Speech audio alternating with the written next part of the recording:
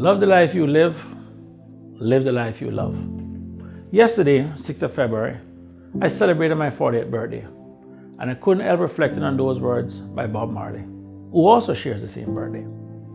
Bob Marley died almost 40 years ago, but his lyrics are still as relevant today, thus fulfilling his goal to produce music that will go on forever.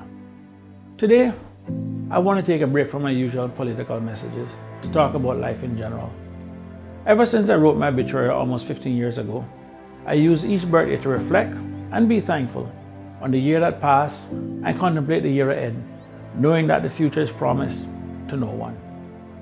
This year, I was even more reflective, as later today, I'll be attending the funeral for one of my aunts who peacefully departed this life on Monday the 25th of January. When considering that I have no grandparents left, coupled with the passing of my aunt, in the natural order of life, my generation will be the next to go.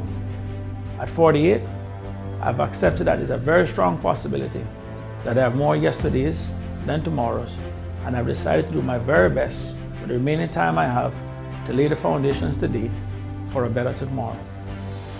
To the people of my generation, I want to remind you that in the end, we'll not be remembered for what we inherit, but for what we leave behind.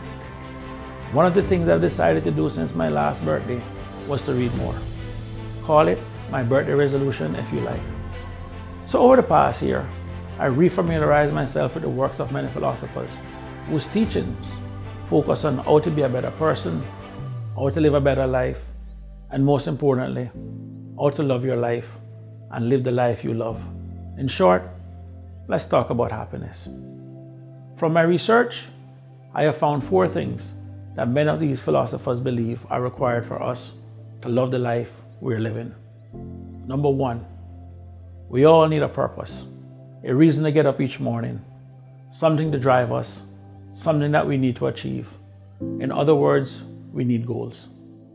Number 2, we all need the ability to grow. This growth can come in many forms, whether it's personal or professional.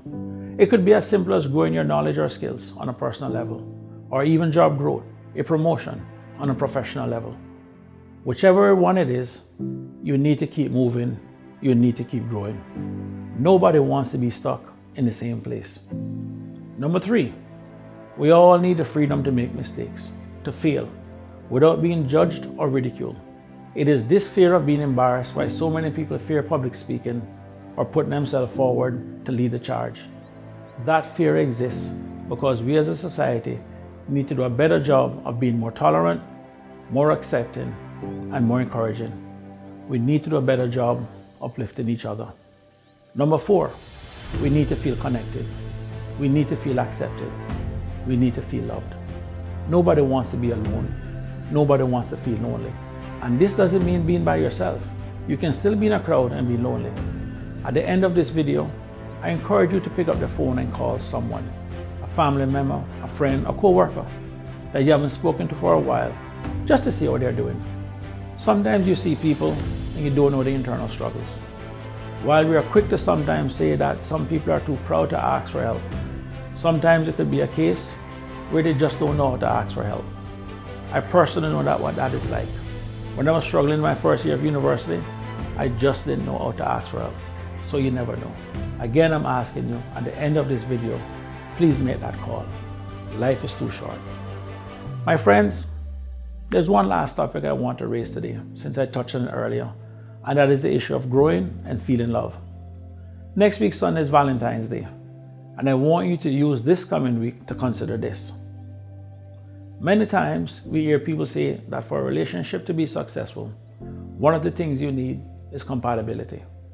Have you ever considered that as you look for compatibility in another person, you are in essence looking for things you like about you in that person? In doing so, we may lose the opportunity to see that person and appreciate their person's uniqueness. The reason why I raise this issue is that sometimes as a person grows, they stop doing the things that you like, the compatible things, and as a result, you grow apart, still living together while growing apart. I say all this to say, keep God at the center of your relationship. God will be the only constant in this life and the next life.